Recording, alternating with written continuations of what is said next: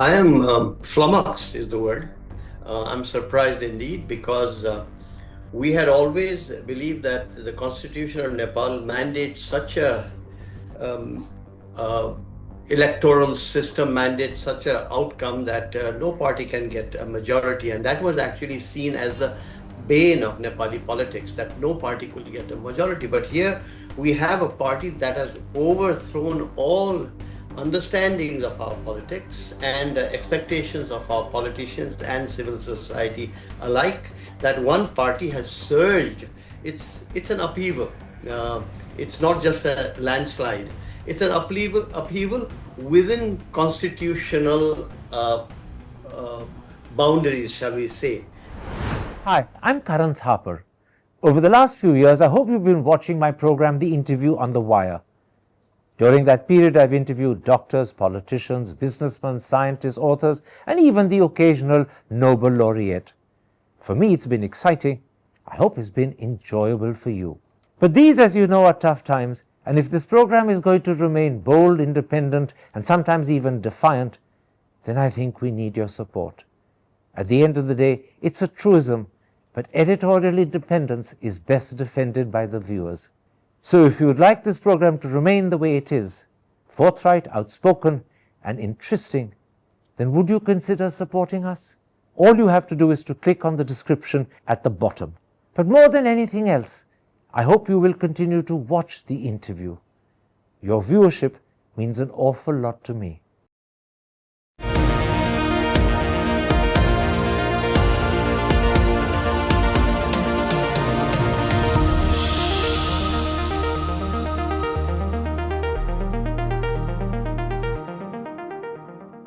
Hello and welcome to a special interview for The Wire. Balendra Shah and the Rashtriya Swatantra Party have swept to a landslide victory in the Nepal elections. How should we explain and understand this phenomenal performance? What sort of person is Balendra Shah? What sort of government is he likely to form? What sort of relations will he seek with the Modi government in India? Those are some of the issues I shall raise today with the founder editor of Himal Southasian, Kanak Mani Dixit. Mr. Dixit, Balendra Shah and his Rashtriya Swatantra Party have swept to a landslide majority. According to the BBC, they could have got as many as 182 seats out of 275, which is a two-thirds majority. Was that expected, or are you a bit surprised by the scale of their victory? I am flummoxed is the word.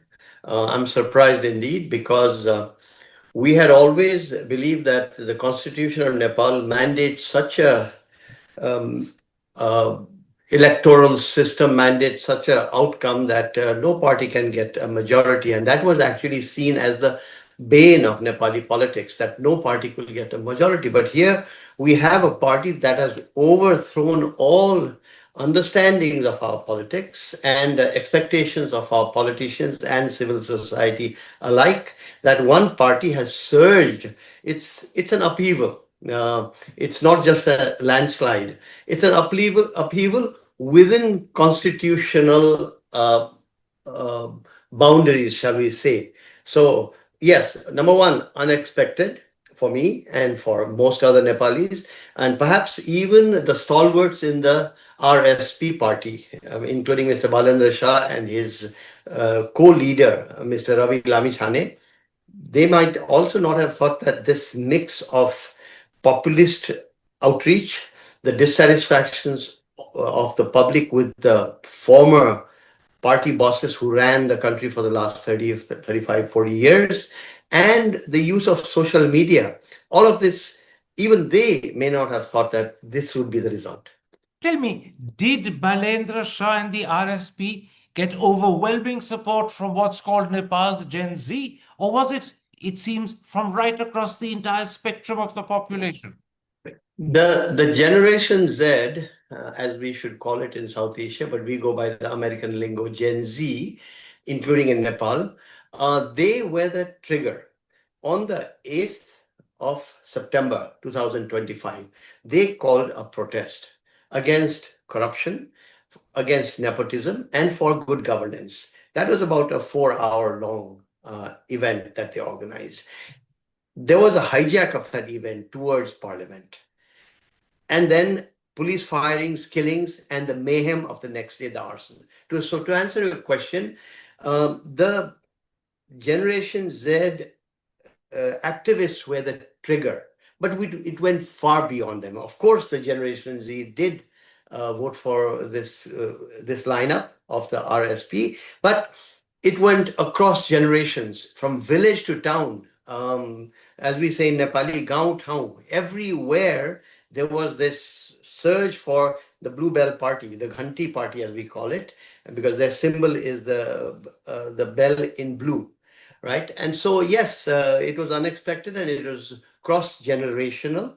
Also, interestingly, pushed by the millions of Nepalis in particular working in the Gulf and in Malaysia and elsewhere, influencing their people back home. Tell me, do you have any sense of the role social media played in Balendra Shah and the RSP's victory? Was it a very important role? A very important role. I'm not an expert on social media dynamics and the way this incredible mix of populism utilizing social media goes roughshod over all known political methodologies. But yes, Nepalis in general, from the hill terraces to the plains to the cities, everybody is more or less addicted to the smartphone or the social media as seen on the phone. And so it is become a potent medium to reach out. And if you are good with bots, if you're good with the algorithms and understand how it works, it looks like you can essentially win an election beyond the personalities that you project. Let me tell you one thing, Karan. It's as if it didn't matter who ran for the on the RSP ticket, as long as you had the blue bell.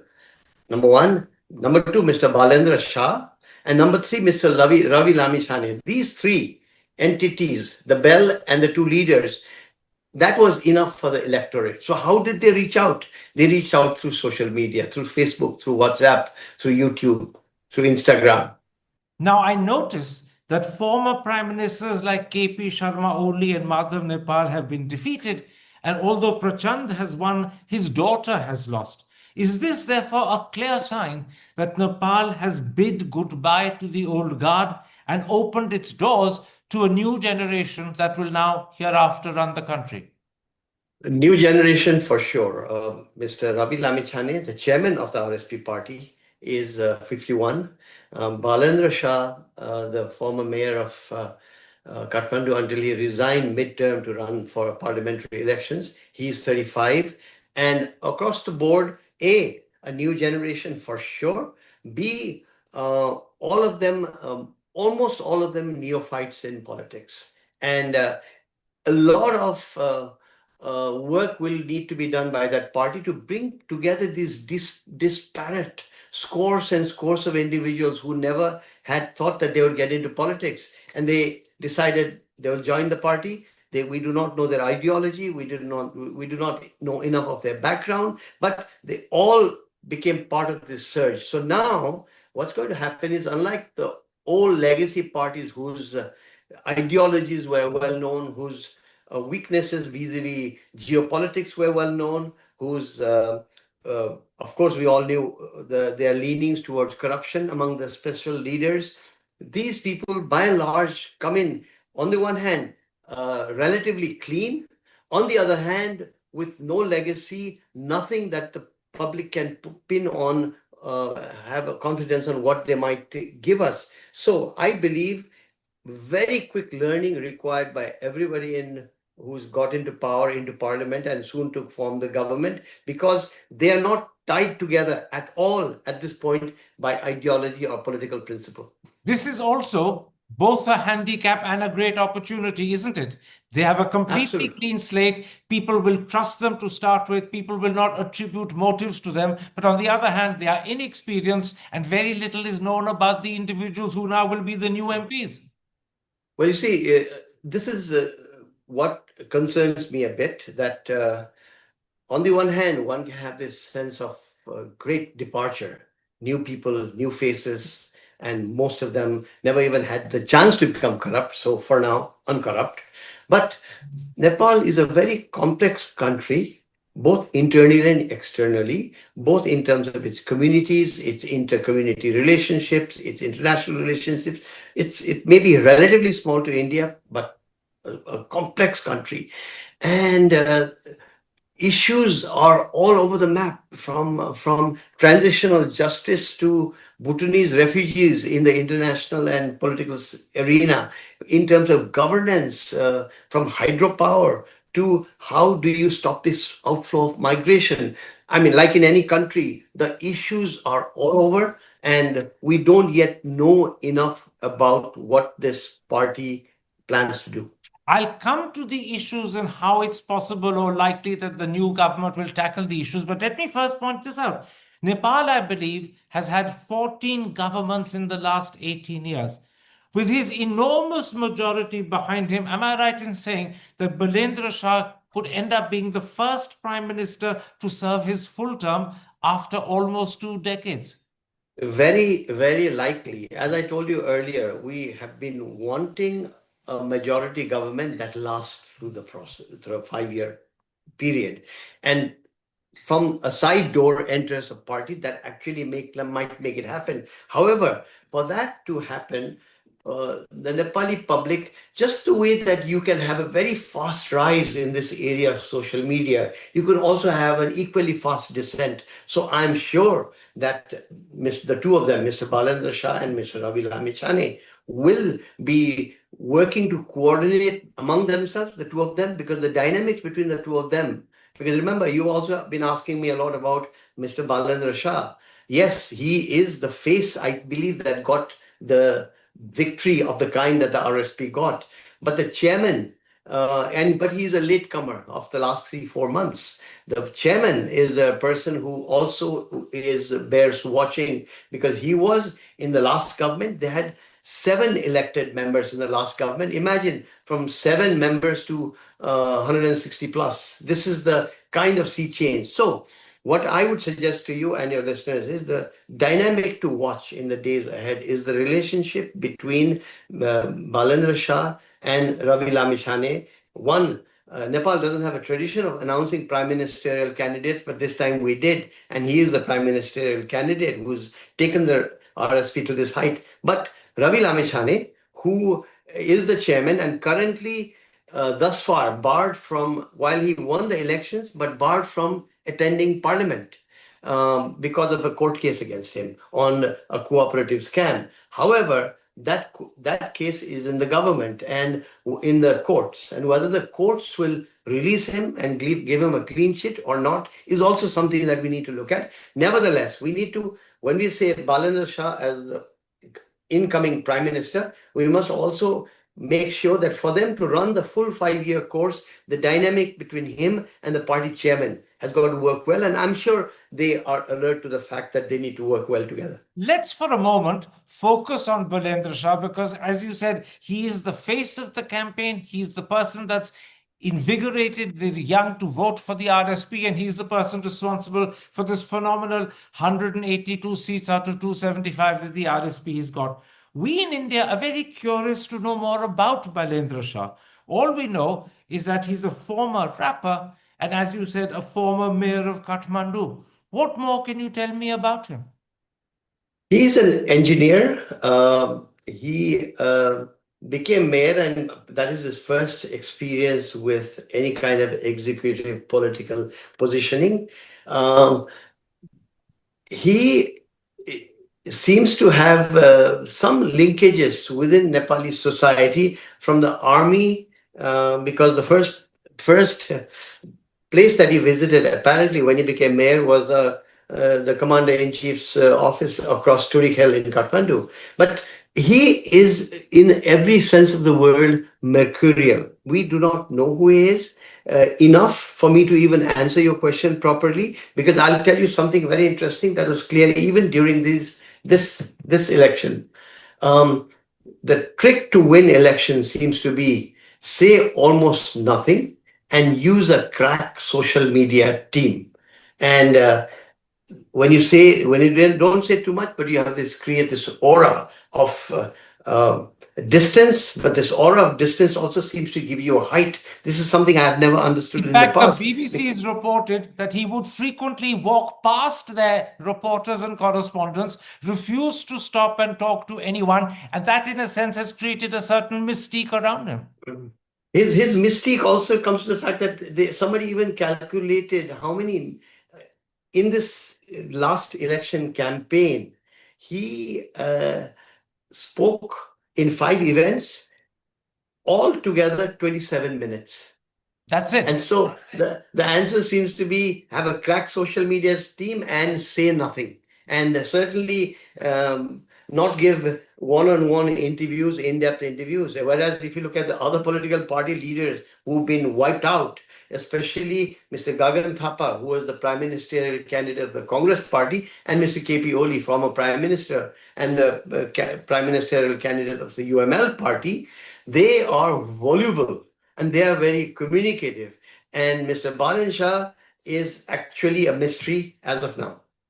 Tell me, what do we know about his background? According to newspaper reports in India, they suggest that his father, Ram Narayan Shah, was a government Ayurveda practitioner. His mother, Dhruv Devi, was a homemaker, and he's likely to be, when he becomes prime minister, Nepal's first Madhesi prime minister. Yes, he's of Madhesi origin for sure, though lived in Kathmandu almost all of his life. The fact that he is of Madhesi descent has made him an icon in the Madhes plains of Nepal, because it's the first time he may have lived his life in Kathmandu and he may wear a Nepali Bhadgauli topi, but he is regarded as one of their own. What's interesting in this, and this is a very positive, some would see this as a positive aspect, Karan, is that in Nepal, a society full of schisms, particularly after the end of the panchayat, the opening up of society, the voices of the marginalized coming up, there were schisms vis-a-vis Kathmandu Valley's elite or establishment and the Madhes, the Janajati, ethnic tribals, and the caste people who ruled by and large the country, all kinds of schisms, far west, the Himalayan region. Under this campaign, led by the face of Balendra Shah, these schisms don't seem to matter. There are people from all ages, as we said earlier, but also if you discount just far west, mountains, high mountain and hills. Elsewhere, regardless of ethnicity, regardless of origin, regardless of being Madhesi or Pahade, it was like a wipeout on behalf of the RSP. So to that extent, you could say that this is also the face of perhaps a new Nepal. You know, given the enormous majority he's got, expectations will be sky high. What would you say are the key challenges that Balendra Shah will face as prime minister? And bear in mind, he's not just inexperienced as a politician, he's also very young. He's only 35. I believe he's even younger than Benazir Bhutto was when she first became prime minister of Pakistan. She was 38. To me, well, 35 is old enough to become prime minister, number one. Number two, what are the challenges that somebody like he would face?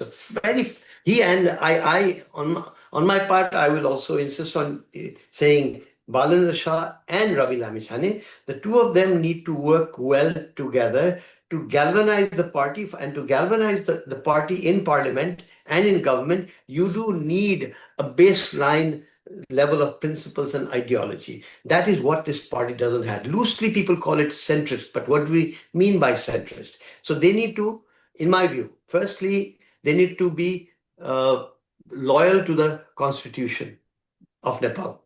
Number two, and then, of course, work towards the constitutional amendments that have been talked about. So they need to work on that. Number two, they got to be extremely careful about the term inclusion, that Nepal is a country that has faced marginalizations across the board. So inclusion. And number three is international affairs. International affairs is where, in this very, very sensitive situation globally and within South Asia and in Asia. They need to be able to master the way that a country like Nepal can balance between China, the West, India with its overwhelming presence in Nepal. So that is the overall matrix on which they should function. On the other hand, because they do have this majority, the most important thing for Nepal is how do you stop the out migration by creating cash income for the people of Nepal across the board, across geographies. Let me interrupt you there and point out the RSP committed itself, I believe, in its manifesto to creating 1.2 million jobs, doubling national income, and starting a health insurance for everyone. Now, those won't be easy things to do. How confident are you that the new government can deliver on these critical promises? I am worried that it's easier said than done because the Malays in Nepal goes back a long time, and the fact that Nepal could. The good news is Nepal has the kind of geography and natural resources that can bring good livelihoods to their population. The bad news is that thus far our governance structures have not made it happen. Partly because we haven't had stable governments, partly because we're intervened on externally for a long time that makes our politics unstable. So I would say that what's to be done is clear in our minds. How do you make sure that a population that was satisfied with living a subsistence living through subsistence agriculture, which now has aspirations, most importantly for cash income. How can you bring in that cash income? That is an important factor. And Nepal does have the resources. But I'll add just one more point. Services. Nepal now has schools and health posts all over in terms of physical structures. But the quality of health, public health, and the quality of public school education is abysmal. And no government has been able to tackle these things. So I think that the new government will have to look at some flashy new things. They will look at some flashy things they can do right away. And many of those flashy products have been there in the making, such as this huge new tunnel that is connecting Kathmandu to the western hills. That tunnel is nearly ready, and so certainly this government will go in there and do a big tamasha of inaugurating that tunnel out of Kathmandu Valley. But then the long-term activities requires the ideological commitment that I talked to you about. One of the key challenges that he faces, and it was a theme in his days as a rapper, is the pursuit of corruption, eradicating it and tackling it. And that was certainly at the very heart and core of the September protests that toppled the KP Sharma Oli government. But how difficult will it be for Balendra Shah to tackle corruption when he becomes prime minister? It seems to be endemic in the country. The public's demand for control of corruption is so obvious, and that is what propelled this party to the top. I would say that if the leadership is committed, then they can hold the line, at least on the political level. The bureaucrats will take the cues. If the politicians themselves are not corrupt, the bureaucrats will not be corrupt. So it starts with the politicians. Goes back to my point. What kind of visionary leadership can you give? Because thus far you have kept quiet. You have not had to come out. You have not come out with your vision and your openness. Now you've got to do that. And Balendra Shah will have to make that transition. But let me make one extra point. The litany that Nepal is a failed country. All right, you have to look at that temporally as well as comparatively, compared to other societies of South Asia, and compared to how Nepal was in the past. It actually was not doing that badly. But the narrative that was set and this is not the RFC party alone. This is the times we live in. The narrative is that we are a doomed country. And because Nepal is the most open society, among the most open societies of South Asia, this upwelling of anger was allowed to come forward. If you have other societies that are less open, and let's give credit, therefore, to the old legacy political parties who have currently been routed, they maintained, I will not give credit to the Maoists, but to the UML and Nepali Congress. They maintained Nepal as an open society since 1990, even when we went through a 10-year internal conflict, even though the enormous time it took to bring the Maoists above ground, another 10 years spent in that. So amidst all of this, our Human Development Index is not bad. Nepal is not a closed society. And it is the very fact that Nepal is not a closed society that has given an opportunity to the RSP to the rise, utilizing the narrative that Nepal is a doomed country. Now, I know that Balendra Shah did his master's in technology at the Vishveshwarya Technological University in Karnataka. He therefore clearly has personal knowledge and understanding of this country and how it functions. What sort of relationship do you think he will seek with the Modi government? I believe one of the concerns that he has expressed is that he's not in great favor of Chinese influence growing. Is that correct? I haven't heard him having said that, but I can tell you that the current regime, if you will, that is the incoming regime, seems to be more tilted for now, as an outside observer, seems to be more tilted towards India and the US than towards China. So the challenge for any government in Nepal actually is to try and maintain its neutral status while being culturally close to the south and north as required, because Nepal also has linkages with Tibet that are millennia old.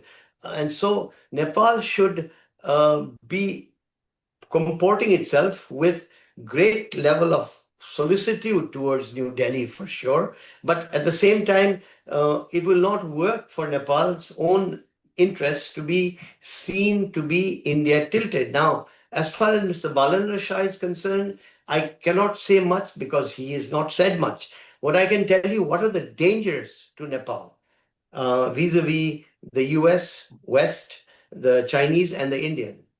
The US, the Chinese have in the past wanted to be hands off on Nepal as long as the Tibet issue did not come between the two countries. But now, with their growing rise and military capacity and economic growth, the Chinese do want to be involved in Nepal, even politically, but they have goofed it when they have tried a couple of times to be interventionists. The US, now so worried over the rise of China, would like Nepal to subsume its own foreign affairs into a kind of a pro-Western status. As far as the Indians are concerned and New Delhi, what I can tell you, therefore, is not what Mr. Balan Shah will do, but what he should be alert to is this. One is New Delhi has been overtly and covertly involved in Nepal for a long time, but you will not hear the political scientists tell you this because it's like the elephant in the room. Nobody wants to talk about it. However, you have the intelligence agencies active, and lately you've got the Hindutva operatives active in Nepal, the RSS through its affiliates. So I would say Nepal must to remain on an even keel internally between its various communities, and also to be friendly towards all while taking advantage of all. That is what Mr. Balan Shah should do. But I have no clue at this point what his leanings are, Karan. Tell me, when do you expect the Balendra Shah government to be sworn in? When do you think it will actually take over? I think things are moving at such a clip that all we required is the final data on the proportional representation countings. That is almost done. So I would say within a week, we should have unless there's so much need for discussions within this party where most of the parliamentarians don't even know each other, although they have got this super majority now. So I would say within a week we should have a government in place. Finally, let me very briefly ask you about the outgoing interim government led by Sushila Karki. It had only 6 months in power. How did it perform, and how much credit does it get for holding elections on time as scheduled? I think the credit should be shared between Nepal's people polity and the interim government. The Nepali people have uh, proven false the idea that there would be great violence in this election, that there would be enormous polarizations, etc. That did not happen. So credit to the electorate for sure. As far as the Sushila Karki government is concerned, it had a very difficult path to move. On the other one hand, there were the legacy political parties at that time still powerful, right? Because we didn't know the election results. They were angry and hurt and bewildered by all that happened in 8 and 9 September. So she had to tackle them. She also had to tackle the Generation Z um, activists who were too young, most of whom were too young to go into government, to run for parliament, but they had their demands and she had to move between them and work with the bureaucracy. So in that sense, I think our interim prime minister, Madame Sushila Karki, did a very fine job. She was in fact, in a way, there was injustice done to her by at least 4 or 5 of her ministerial colleagues who jumped ship to go join the RSP and run or otherwise run for government after they made a name for themselves in the first few months in government. But that's besides the point. For now, the credit goes to her and also, if I might say, her home minister, Mr. Om Aryal, Sushila Karki and Home Minister Om Aryal and a few others. So they get credit because let me make this point. Nepal was outside the constitution. When the chaos and the arson and the countrywide destruction of 9 September came upon us. And by the way, some of the very people involved in that arson are going to be in parliament. The very people who helped burn down parliament are going to be in parliament. But that's probably a conversation for another time. But let me just say this to you, Karan, that on the 9th, 10th, 11th of September, when Mr. KP Oli, the prime minister of a coalition government, he departed, the President Ramchandra Paul had to find a via media. So he went outside the constitution.